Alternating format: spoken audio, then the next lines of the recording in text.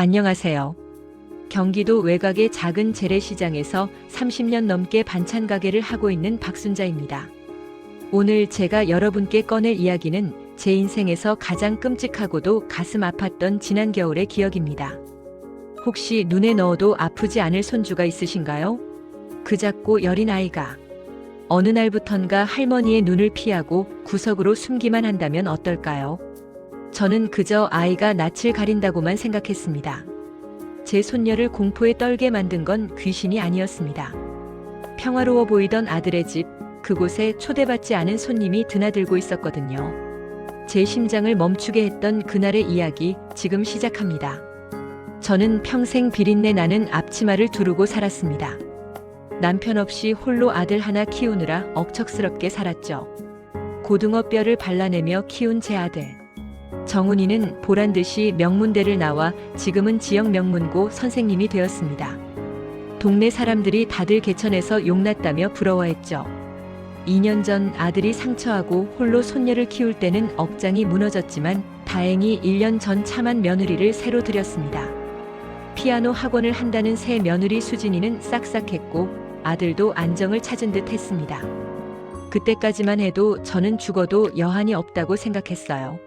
사건의 발단은 지난달 제가 아들이 좋아하는 알타리 김치를 담가 아파트에 갔던 날이었습니다. 비밀번호를 누르고 들어서니 거실 소파 구석에 작은 짐승처럼 웅크린 손녀 서윤이가 보였습니다. 우리 강아지 할머니 왔어. 아유, 이게 무슨 냄새야? 맛있는 냄새 안 나? 반가워 달려올 줄 알았던 아이 반응이 이상했습니다. 서윤이는 화들짝 놀라며 고개를 들더니 제게 달려와 치마폭을 꽉 움켜쥐었습니다.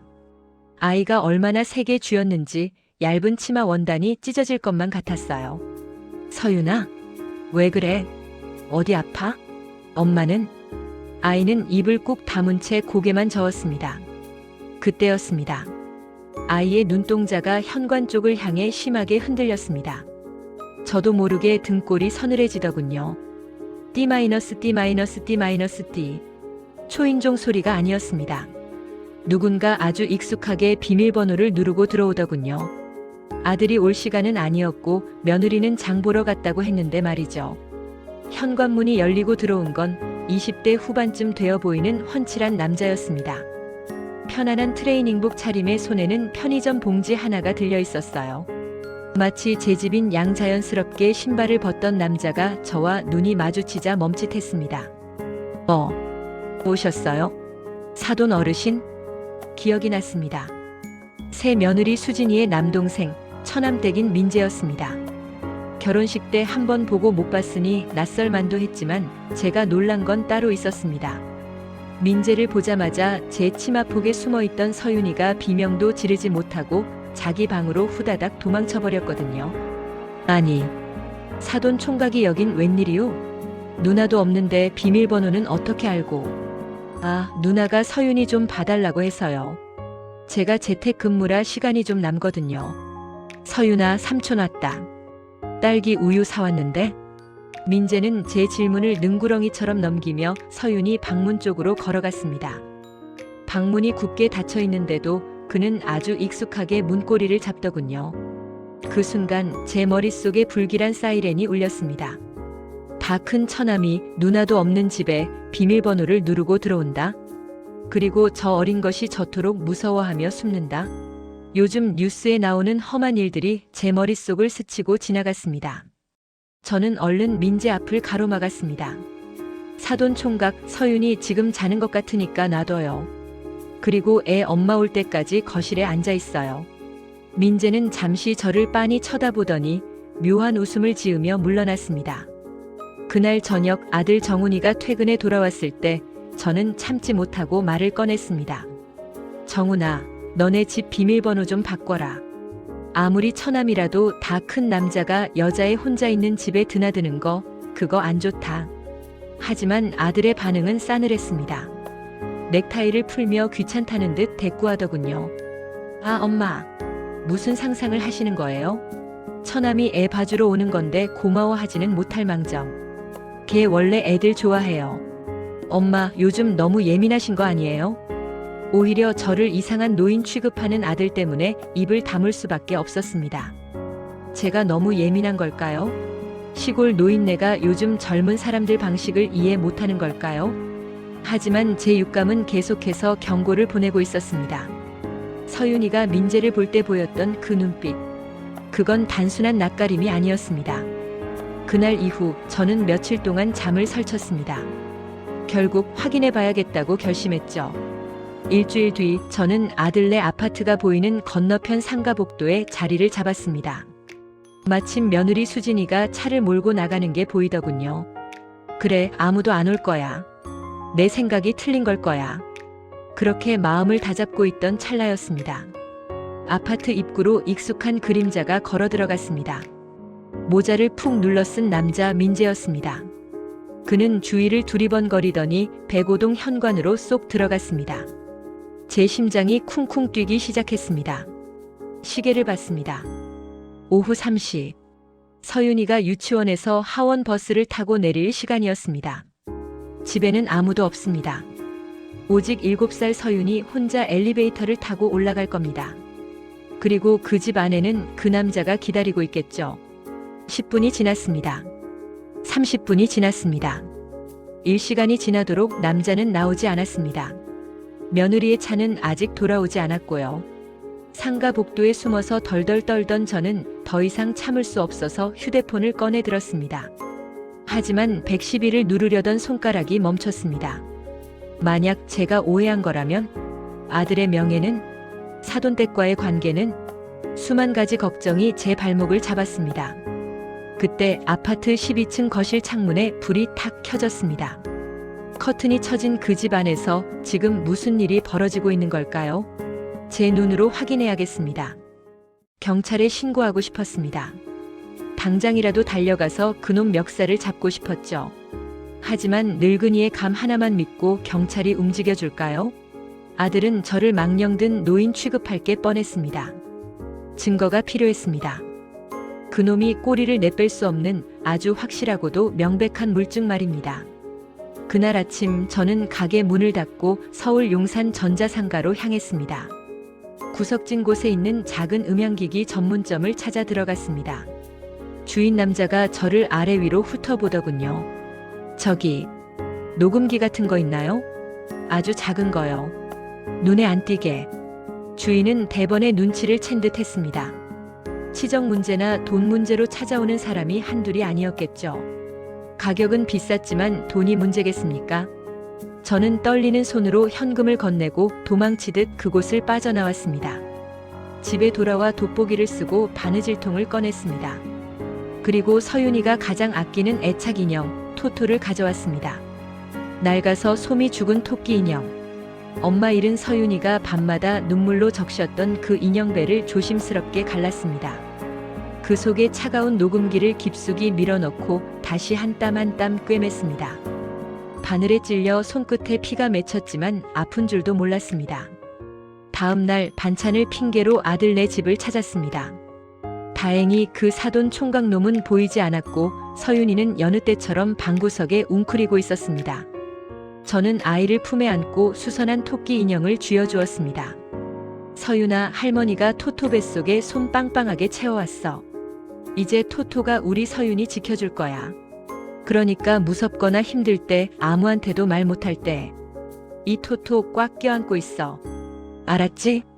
서윤이는 말없이 고개를 끄덕였습니다. 제발 아무 일도 없기를, 내 의심이 그저 노파심이기를. 하지만 한편으론 제발 그놈의 꼬리가 잡히기를 빌었습니다. 그로부터 3일 뒤였습니다. 저는 심장이 터질 것 같은 초조함을 누르며 다시 아들 집을 찾았습니다. 인형이 꼬질꼬질하니 빨아주겠다는 핑계로 토토를 회수해왔죠. 집으로 돌아오는 버스 안에서 가방 속에 든 인형이 마치 시한폭탄처럼 느껴졌습니다. 방문을 걸어 잠그고 컴퓨터 앞에 앉았습니다. 녹음기를 꺼내 선을 연결하자 화면에 수십 개의 파일이 떴습니다. 마른 침을 삼켰습니다. 드디어 판도라의 상자가 열리는 순간이었습니다. 첫 번째 파일은 별거 없었습니다. 서윤이가 인형을 안고 뒤척이는 소리, 텔레비전 만화 영화 소리, 일상을 담은 소음들이 지나갔습니다. 안도감과 허탈함이 교차할 무렵 세 번째 파일을 재생했을 때였습니다. D-D-D. 그 소리였습니다. 제가 그토록 두려워했던 불청객의 방문 소리. 이어 낯선 남자의 목소리가 스피커를 타고 흘러나왔습니다. 민재였습니다. 서윤아, 삼촌 왔어. 오늘은 뭐 하고 있었어? 삼촌 안 보고 싶었어? 제 손에 땀이 배어 나왔습니다. 서윤이는 대답이 없었습니다. 바스락거리는 소리만 들렸습니다. 아마 아이가 인형을 끌어안고 뒤로 물러나는 소리 같았습니다. 왜 자꾸 피하기만 해? 삼촌이 서윤이 얼마나 좋아하는데. 이리 와봐. 맛있는 거 줄게. 피가 거꾸로 솟았습니다. 저 나긋나긋한 목소리가 더 소름 끼치게 다가왔습니다. 싫다는 아이를 구석으로 몰아넣고 회유하는 전형적인 범죄자의 수법 같았으니까요. 아이는 계속 침묵하고 남자는 계속 다가가는 그 숨막히는 대치가 30분 넘게 이어졌습니다. 녹음기 속 서윤이는 가끔 작게 흐느낄 뿐 싫어라는 말조차 하지 못하고 있었습니다. 이 천벌받을 놈. 내 손녀한테 무슨 짓을 하고 있는 거야? 저는 확신했습니다. 민재가 범인이라고요. 당장이라도 이 파일을 들고 경찰서로 달려가야겠다고 생각했습니다. 아니, 그 전에 놈의 집으로 찾아가 머리채를 휘어잡을 생각이었습니다. 파일을 끄려던 찰나였습니다. 쾅! 갑자기 녹음기 속 분위기가 확 바뀌었습니다. 누군가 거칠게 들어오는 소리. 무거운 발소리가 쿵, 쿵, 쿵 아이방 쪽으로 다가왔습니다. 민재가 또 온 걸까요? 저는 숨을 멈추고 스피커에 귀를 가져다 댔습니다. 방문이 벌컥 열리는 소리와 함께 낯선, 아니 너무나도 익숙한 고함이 터져나왔습니다. 야, 이서윤, 너 아빠 오는데 나와보지도 않아? 인형 끌어안고 뭐 하는 거야? 제 심장이 덜컥 내려앉았습니다. 그건 민재의 목소리가 아니었습니다. 30년 넘게 들어온 제 아들 정훈이의 목소리였습니다. 퇴근하고 돌아온 모양이었습니다. 그런데 목소리 톤이 이상했습니다. 평소 저에게 하던 그 점잖고 차분한 목소리가 아니었습니다. 너 그 눈빛 뭐냐? 억울해? 엄마 보고 싶어? 내가 말했지. 질질 짜지 말라고. 서윤이가 자지러지게 울기 시작했습니다. 그 울음소리 사이로 아들의 목소리가 비수처럼 날아와 꽂혔습니다. 저는 제 귀를 의심했습니다. 아니, 제 고막을 찢어버리고 싶었습니다. 내 엄마가 누구 때문에 죽었는데. 너 나타가 우울증 걸려서 죽은 거야. 내가 죽인 거라고. 알아? 저는 책상 위로 무너져 내렸습니다.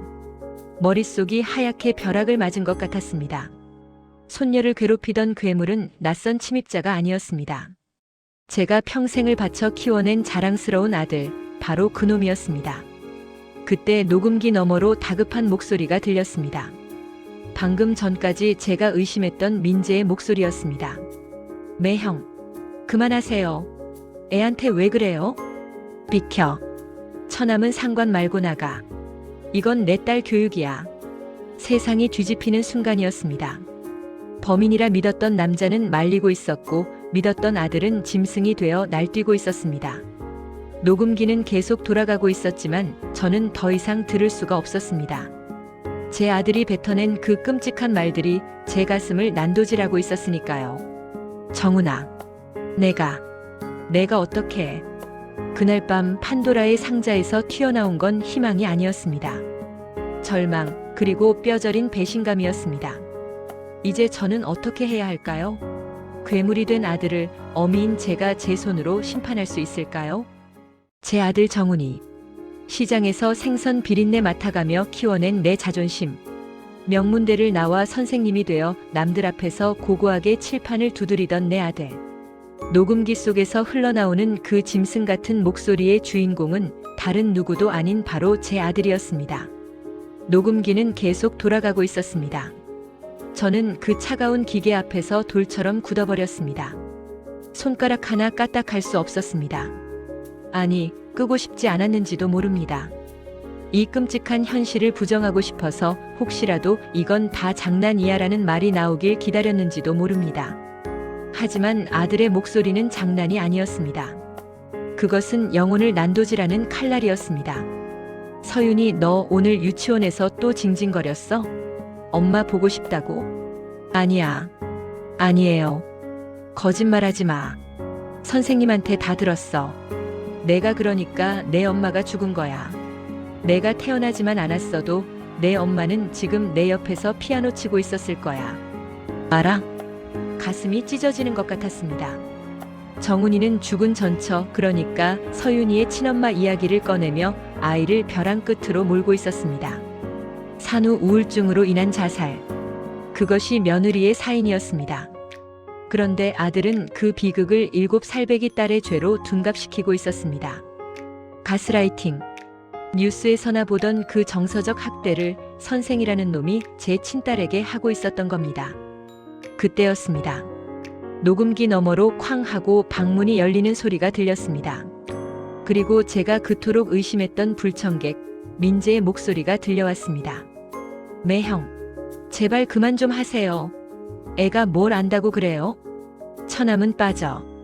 이건 내 집이고 내 딸이야. 남의 가정사에 훈수 두지 말고 꺼지라고. 못 가요. 서윤이 우는 거 안 보여요? 죽은 누나가 이걸 보면 매형한테 뭐라고 하겠어요. 우당탕. 그제야 모든 퍼즐이 맞춰졌습니다. 민재는 침입자가 아니었습니다. 스토커도 범죄자도 아니었습니다. 그는 매일 퇴근 시간에 맞춰 지옥으로 변하는 누나의 집을 찾아온 파수꾼이었습니다. 아빠의 폭주를 막기 위해 욕을 먹고 멱살을 잡히면서도 기어이 그 집 문지방을 넘었던 겁니다. 서윤이가 민재를 피했던 이유도 짐작이 갔습니다. 삼촌이 싫어서가 아니었습니다. 자기가 삼촌한테 의지하는 모습을 보이면 아빠가 삼촌까지 미워하고 공격할까봐. 그 어린 것이 본능적으로 삼촌을 보호하려고 숨었던 겁니다. 아이고, 아이고 이 미친년아. 저는 제 가슴을 쥐어뜯으며 오열했습니다. 생사람을 잡았습니다. 제 손녀를 지켜주던 유일한 은인을 저는 더러운 범죄자로 의심했습니다. 그리고 진짜 괴물은 제 배 아파 나아 금지옥엽 길러낸 제 새끼였습니다. 밤새 한숨도 자지 못했습니다. 아들이 출근한 뒤 저는 떨리는 손으로 민재에게 전화를 걸었습니다. 사돈 총각, 나 좀 봐요. 수화기 넘어 민재의 목소리는 지쳐 있었지만 거절하지 않았습니다. 1시간 뒤 동네 카페 구석자리. 모자를 눌러쓰고 나온 민재는 저를 보자마자 고개를 숙였습니다. 마치 죄인처럼요. 죄 지은 놈은 따로 있는데 왜 착한 사람들이 고개를 숙여야 하는 걸까요? 저는 민재의 손을 덥석 잡았습니다. 제 눈에선 하염없이 눈물이 쏟아졌습니다. 미안해요. 내가 미안해요, 총각. 나는 그것도 모르고. 총각이 우리 서윤이 해코지하는 줄 알고. 민재는 잠시 놀란 듯 눈을 크게 뜨더니 이내 씁쓸하게 웃었습니다. 오해하실 만했어요. 다 큰 남자가 누나도 없는 집에 매일 드나드는데 할머니 입장에선 당연히 걱정되셨겠죠. 다 들었어요. 녹음기. 내가 서윤이 인형에 넣어뒀었어요. 우리 정훈이가. 그놈이 그러는 거 다 알았어요. 다 알았다는 제 말에 민재의 표정이 일순간 무너져 내렸습니다. 그동안 혼자 짊어졌던 짐을 들킨 사람처럼 그의 눈가가 붉어졌습니다. 민재는 떨리는 손으로 셔츠 소매 단추를 풀었습니다. 어르신, 이것 좀 보세요. 그가 소매를 걷어 올리자 하얀 팔뚝 위에 시퍼렇게 멍든 자국이 드러났습니다. 한두 군데가 아니었습니다. 오래된 노란 멍부터 엊그제 생긴 듯한 붉은 멍까지. 마치 팔 전체가 도화지인 양멍 자국이 얼룩져 있었습니다. 이게 다 뭐예요? 매형이 물건을 던질 때 서윤이 대신 맞은 거예요. 제가 안 막으면 서윤이가 맞으니까요. 서윤이 팔에도 멍이 있어요. 매형이 훈육한답시고 꼬집고 비틀어서 세상이 핑 돌았습니다. 내 아들이 선생이라는 놈이 처남을 때리고 딸을 때렸다니. 그것도 모자라 이 사실을 감추고 뻔뻔하게 좋은 아빠 행세를 했다니. 민재가 테이블 위로 몸을 숙이며 제 손을 꽉 잡았습니다. 그의 손은 불덩이처럼 뜨거웠고 간절했습니다. 어르신, 저는 힘이 없어요. 저는 그냥 외삼촌일 뿐이라 법적으로 서윤이를 데려올 수가 없어요. 신고를 해도 매형이 소방관이니 경찰이니 다 안다고 막아버리면 그만이고요. 그의 눈에서 굵은 눈물방울이 뚝뚝 떨어졌습니다. 하지만 어르신은 다르잖아요. 친할머니시잖아요. 제발 우리 서윤이 좀 살려주세요. 저러다 애 죽어요. 죽은 우리 누나처럼. 서윤이도 망가진다고요. 살려달라. 그 말 한마디가 제 심장에 대모처럼 박혔습니다. 저는 그 자리에서 맹세했습니다. 내 아들의 인생이 망가지는 한이 있더라도 내 손녀는 살려내겠다고. 설령 내가 낳은 자식을 내 손으로 감옥에 보내는 비정한 어미가 되더라도 말입니다. 하지만 여러분, 상대는 뱀처럼 교활한 제 아들 정훈입니다. 이 녹음기 하나만으로 그놈을 이길 수 있을까요? 아니, 그보다 더 큰 문제는 저 집 안에는 또 다른 침묵의 방관자가 있다는 사실이었습니다. 지금까지 침묵하고 있던 새 며느리 수진이. 그녀는 과연 누구의 편일까요? 아들의 만행이 담긴 녹음기를 손에 쥔 채 저는 마지막 퍼즐 조각을 찾아야 했습니다. 바로 새 며느리 수진이었습니다. 민재가 말하길 누나도 피해자라고 했지만 제 눈으로 확인해야 했습니다. 만약 수진이가 아들 편에 서서 그런 적 없다고 잡아떼면 이 싸움은 며느리 등살에 쫓겨난 시어머니의 망상으로 끝날 테니까요. 저는 수진이를 시장통 제 가게로 불렀습니다. 가게 셔터를 내리고 단둘이 마주 앉았습니다. 수진이는 잔뜩 주눅이 들어 눈도 마주치지 못하더군요. 저는 말없이 녹음기를 틀었습니다. 아들의 폭언, 서윤이의 비명, 그리고 민재의 절규가 좁은 가게 안을 가득 채웠습니다. 수진이는 입을 틀어막고 오열했습니다. 그녀가 소매를 걷어 보여준 팔뚝과 등은 처참했습니다. 민재만큼이나, 아니 그보다 더한 멍 자국들이 얼룩덜룩했습니다.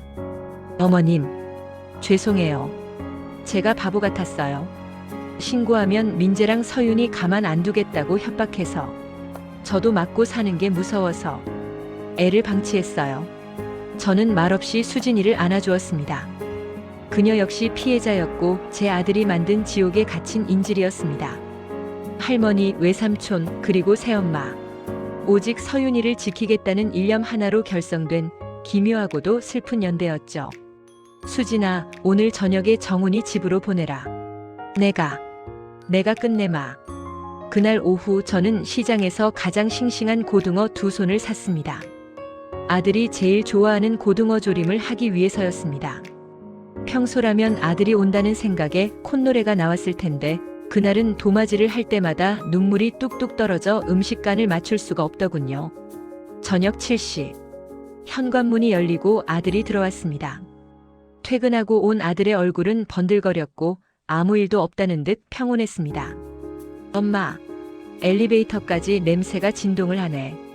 오늘 뭐 좋은 일 있어요? 엄마표 고등어 조림 진짜 먹고 싶었는데. 아들은 식탁에 앉자마자 허겁지겁 숟가락을 들었습니다. 빨간 양념이 묻은 고등어 살을 흰 쌀밥 위에 얹어 크게 한 입 먹더군요. 그 모습을 보는데 가슴이 미어지다 못해 으스러지는 것 같았습니다. 내 새끼 입에 밥 들어가는 모습이 저렇게 예쁜데 저 입으로 어떻게 딸에게 죽으라는 말을 했을까? 아, 맞다 엄마. 민재 그 자식 좀 못 오게 하세요. 남자가 할 일 없이 누나 집에나 드나들고 애버릇만 나빠져요. 서윤이 걔는 멘탈이 약해서 강하게 키워야 하는데 처남이 자꾸 오냐오냐 하니까. 아들은 밥알을 튀기며 자신의 학대를 교육이라 포장했습니다. 저는 묵묵히 물끄러미 아들을 바라보았습니다. 이제 시간이 되었습니다. 정훈아, 많이 먹어라. 그게 당분간 내가 먹을 마지막 집밥일 거다. 네? 그게 무슨 소리예요? 어디 여행 가세요? 그때였습니다. 딩동 마이너스 초인종이 울렸습니다. 아들이 숟가락을 내려놓고 고개를 갸웃했습니다. 누구지? 올 사람이 없는데. 아들이 일어나 현관문을 열었습니다. 그리고 들려온 것은 아들의 당황한 목소리와 낯선 사내들의 건조한 목소리였습니다. 이정훈 씨 되시죠? 본인 맞습니까? 네, 그런데요. 당신들 누구야? 아동복지법 위반 및 상습 아동학대 혐의로 신고가 접수됐습니다. 동행하셔야겠습니다. 경찰관 2명이 거실로 들어섰습니다. 아들은 얼굴이 불그락푸르락해져서 저를 돌아봤습니다. 믿을 수 없다는 표정, 설마 엄마가 신고했을 리 없다는 표정이었습니다. 엄마, 이게 뭐야? 엄마가 불렀어? 아니지. 민재 그 자식이 신고한 거지. 아들은 끝까지 남 탓을 했습니다. 저는 품속에서 녹음기를 꺼내 식탁 위에 올렸습니다. 그리고 재생 버튼을 눌렀습니다. 아들이 서윤이에게 퍼부었던 그 저주 같은 말들이 경찰관들 앞에서 적나라하게 울려 퍼졌습니다. 아들의 얼굴이 흑빛으로 변했습니다. 내가 신고했다. 정훈아. 엄마 미쳤어? 나 엄마 아들이야. 친아들이라고. 고작 손녀 교육 좀 시킨 거 가지고 친아들을 감옥에 보내. 아들은 제게 달려들 기세였습니다. 형사들이 아들의 양팔을 꺾어 제압했습니다. 철컥. 수갑이 채워지는 차가운 금속성 소리가 제 심장을 베고 지나갔습니다. 저는 떨리는 다리를 부여잡고 일어서서 아들을 똑바로 쳐다봤습니다. 눈물이 앞을 가려 아들의 얼굴이 일그러져 보였습니다. 그래, 너 내 아들이다. 내 피와 살을 나눠준 내 새끼지. 그래서 내가 결자해지하는 거다. 이거 나. 이거 안 나. 엄마, 후회 안 해? 나 선생이야. 내 인생 망칠 거야? 내 인생은 내가 망친 거야. 나는 널 훌륭한 판검사로는 못 키웠어도 제 자식 패는 짐승으론 안 키웠다. 가서 죗값 받아. 내가 서윤이 가슴에 박은 대못 다 뽑아내기 전까진 나 볼 생각하지 마라. 형사들에게 끌려나가는 아들은 끝까지 발악했습니다. 욕설을 퍼붓고 억울하다 소리치며 현관 밖으로 사라졌습니다. 쾅 현관문이 닫히자 집안에는 무거운 정적만이 남았습니다. 그제야 저는 참고 있던 숨을 토해내며 자리에 주저앉았습니다. 식탁 위에는 식어 빠진 고등어 조림만 덩그러니 남았습니다. 아들이 남긴 밥그릇을 보며 저는 짐승처럼 통곡했습니다. 아이고, 정훈아. 불쌍한 내 새끼야. 왜 그랬어? 도대체 왜? 자식을 버린 어미의 고통은 살을 찢는 것보다 더했습니다. 가슴을 치며 울고 있는데 어디선가 끼익하고 문 열리는 소리가 들렸습니다. 고개를 들어보니 굳게 닫혀있던 방문이 아주 조금 열려 있었습니다. 그 어두운 틈새로 작은 발이 하나 나왔습니다. 서윤이었습니다. 항상 방구석에 숨어있던 아이.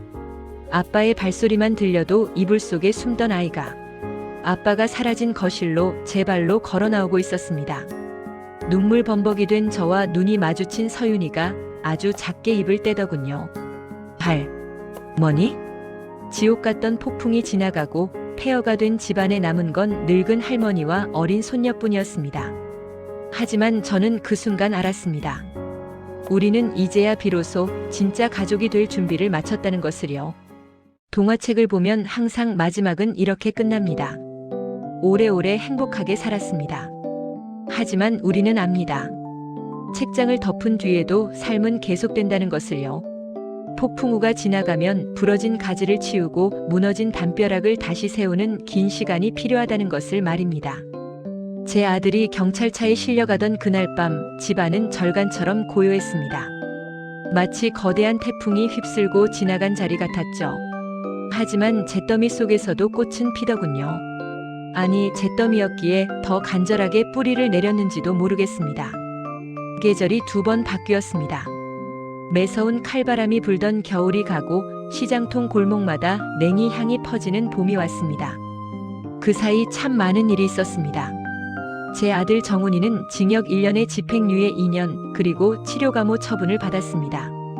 초범이고 반성하고 있다는 점이 참작됐다는데 글쎄요. 법복 입은 판사님은 용서했는지 몰라도 저는 아직 용서가 안 됩니다. 교직에서도 파면당했으니 그 좋던 명예도 한순간에 물거품이 되었죠. 면회 한 번 가지 않았습니다. 지금 그 아이에게 필요한 건 어미의 따뜻한 국밥이 아니라 차가운 독방에서의 참회일 테니까요. 법원은 서윤이의 임시 양육권을 저에게 지정해 주었습니다. 그렇게 65 할머니와 7살 손녀의 기막힌 동거가 시작되었습니다. 처음엔 쉽지 않았습니다. 서윤이는 밤마다 이불에 지도를 그렸고 자다가도 벌떡 일어나 잘못했어요라며 빌었습니다. 아빠의 고함 소리가 환청처럼 들린다고 했습니다. 그럴 때마다 저는 아이를 으스러져라 끌어안고 주문처럼 속삭였습니다. 서윤아, 괜찮아. 아무도 너 안 혼내. 여기 할머니 집이야.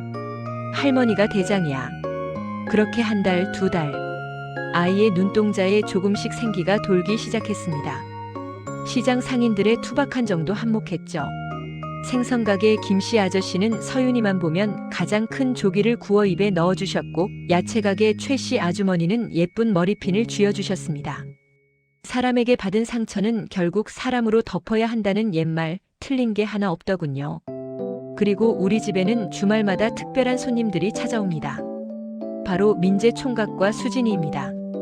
수진이는 결국 아들과 이혼했습니다.